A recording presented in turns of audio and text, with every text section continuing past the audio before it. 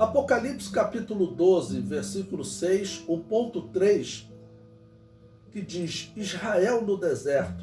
O que significa essa mulher que representa Israel? O que significa ela ir para o deserto? Diz que a mulher foi levada para o deserto para ser protegida.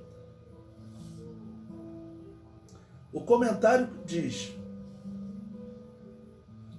aqueles que defendem que essa mulher é Israel consideram que a ida para o deserto seria a perseguição que a Igreja Católica iniciou contra os judeus.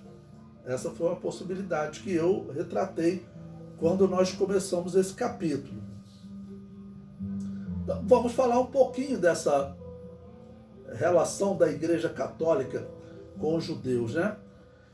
Satanás precisava bagunçar o povo de Israel para que eles perdessem a identidade do Messias e assim incluir um provável farsante, o anticristo.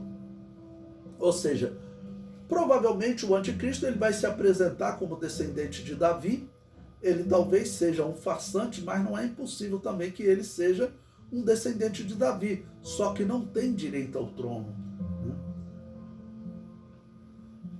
Vamos lembrar que as duas genealogias que existem de Jesus no Novo Testamento, uma genealogia, ela segue por Salomão. E parece que realmente essa foi a ênfase dos descendentes de Davi.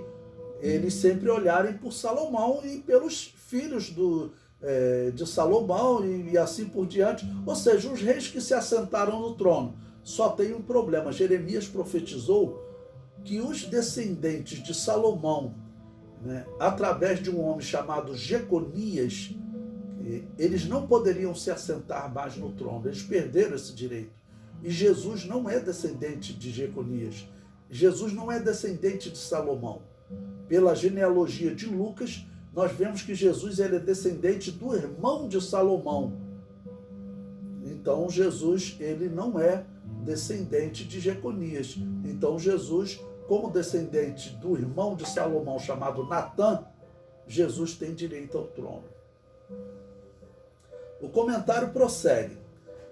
Herodes iniciou uma perseguição aos descendentes dos Macabeus e dos descendentes de Davi. Os descendentes dos Macabeus porque eles se assentaram no trono por um tempo, né? Então os descendentes dele poderiam reivindicar direito ao trono de Israel. E já Herodes não tinha direito porque ele não era nem israelita. O comentário prossegue. O seu plano era acabar com qualquer herdeiro do trono. Ele queria acabar com os homens que tivessem direito ao trono de Davi. Os israelitas não possuem nenhum documento que trate da descendência de Davi após o Novo Testamento. Então, como eu disse, os documentos eles serão posteriores, cerca de 500 anos depois, que começam a aparecer pessoas se dizendo descendentes de Davi. O comentário prossegue. O último documento conhecido da história são as genealogias do Novo Testamento. Ou seja, Jesus tem um documento que diz que ele é descendente de Davi. Cerca de 1500 anos se passaram até que alguém se apresentasse como um descendente de Davi. E aí, em documento, em livros, né? Ele chegar e se declarar, olha, nós somos descendentes de Davi, eu sou descendente de Davi. Foi o que defendeu o pensador judeu Dom Isaac Abravanel. Coloquei aí uma figura dele, né, que viveu de 1437 a 1508. Bom, nesse ponto aqui, que eu falei, vamos falar da relação da Igreja Católica, da Babilônia Apocalíptica, com Israel e com os descendentes de Davi, é importante relembrar o propósito desse capítulo. Porque a Igreja Católica ela vai dar um jeito de ungir um dos descendentes de Davi. Porque a Igreja Católica, nós sabemos que ela é o maior terreiro de macumba do mundo. Ela construiu o Vaticano em cima de um cemitério que não é um cemitério comum. O cemitério que Nero criou para enterrar os cristãos, que ele matava no seu circo, lá nas suas perseguições, ele colocou os cristãos mortos numa colina chamada Vaticano, que ficava ao lado do circo em que ele matava os cristãos. A Igreja Católica depois foi lá e construiu a sua igreja, o Vaticano, em cima desse cemitério. E até hoje eles exibem, né? Está aqui o templo de Pedro, morto pela besta. Então, observe o que significa essa instituição. O comentário prossegue. Isaac era descendente de uma família de judeus célebres. Em 1310 d.C., seu avô Judá Abravanel recebeu uma carta de familiares do rei da Espanha em que descreve o pagamento de uma grande dívida e solicitação de perdão de uma outra dívida. Ou seja, era uma família tão rica, tão influente, que ela emprestava dinheiro para os reis. Pela carta, percebemos se tratar de alguém influente muito rico. A história relata que ele foi tesoureiro em Sevilha e organizou as contas do reino, possibilitando o desenvolvimento do reino da Espanha, ganhando assim grande respeito e riqueza. A Espanha só vai ser o país que concorrer até com a Inglaterra por muito tempo, vai acabar perdendo as guerras contra a Inglaterra, né? Mas se destacou como uma das potências do mundo. Conta-se muito pela influência desses judeus que organizavam as finanças e emprestavam dinheiro para o rei da Espanha. No período que a Igreja Católica não dominava a Espanha, os israelitas tiveram tranquilidade ali naquela região. Mas quando a Igreja Católica dominar, exatamente esse Dom Isaac Abravanel, eles serão todos expulsos da França e vão perder os seus bens, terão as suas riquezas toda confiscada. Pensa o que significa isso. Eles eram judeus muito ricos de muito tempo, eles emprestavam dinheiro para os reis deviam eles. De repente o rei da Espanha, por ordem do Papa, inicia uma perseguição e confisca todos os bens dele, e Dom Isaac Abravanel tem que sair com uma mão na frente e outra atrás, como diz a expressão, né? O comentário prossegue. Sendo judeus ricos, contribuíram para o desenvolvimento das comunidades judaicas. Samuel Abravanel, que viveu de 1473 a 1551, neto de Judá Abravanel e pai de Dom Isaac Abravanel, criou escolas judaicas em Castela, na Espanha, porque eles eram também assim, destacados no estudo da Torá, né? Eles eram considerados rabinos. Na perseguição de 1361 na Espanha, Samuel Abravanel foi batizado na Babilônia apocalíptica para escapar da morte. Irmãos, eu fico assim muito atento sobre isso que aconteceu aqui, porque foi como uma consagração de um judeu. Então, essa família Abravanel também é uma família que se diz descendente de Davi, ok? É reconhecido pelos judeus hoje como sendo descendente de Davi, e essa família passou por uma consagração lá na Babilônia apocalíptica, que se ele não aceitasse, esse Samuel Abravanel não aceitasse o batismo, ele seria morto. O comentário prossegue. Ao fim da perseguição, Samuel abandonou o catolicismo e retornou ao judaísmo.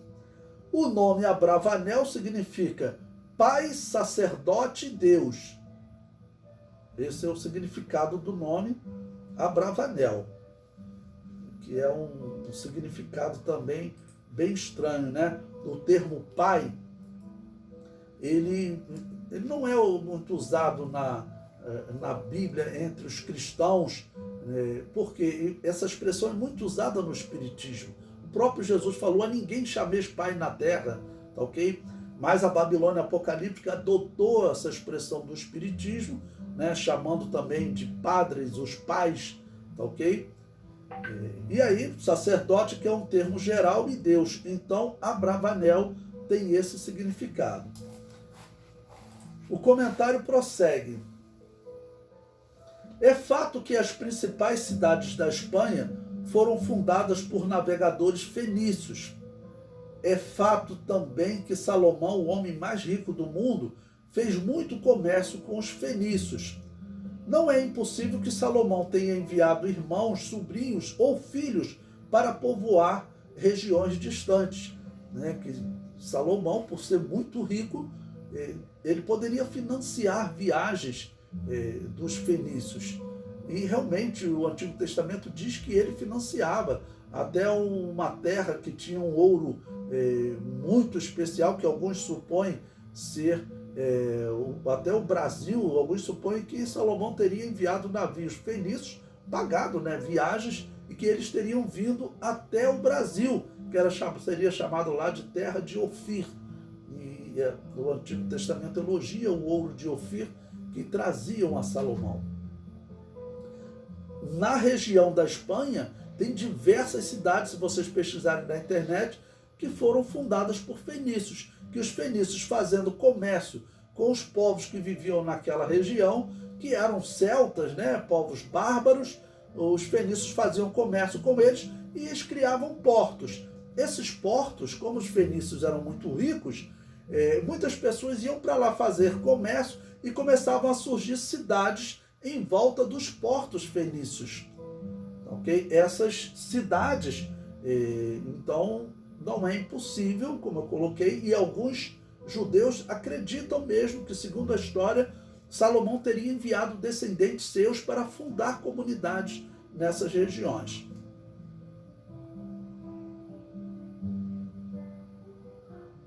O comentário prossegue. Existem até pesquisas de DNA indicando que uma grande parte da população da Espanha é descendente de judeus, por causa desses judeus que iam para lá, enviados por Salomão, e também judeus que foram habitar nessa região depois. Eles são chamados de judeus sefarditas e contam que chegaram naquela região nos dias de Salomão. E isso realmente a história diz que ocorreu. Salomão teria enviado judeus, filhos seus, parentes seus, para estar nessa região com os fenícios e fundar comunidades judaicas. Era um plano de Salomão de expansão do reino de Israel. Hoje, esses sefarditas se dizem, né, enviados para essa região por Salomão e até que eram parentes de Salomão. Então, é uma questão interessante ver a relação da Igreja Católica com essas famílias, né, de judeus, em especial essa Abravanel, que é a família do conhecido apresentador de TV Silvio Santos.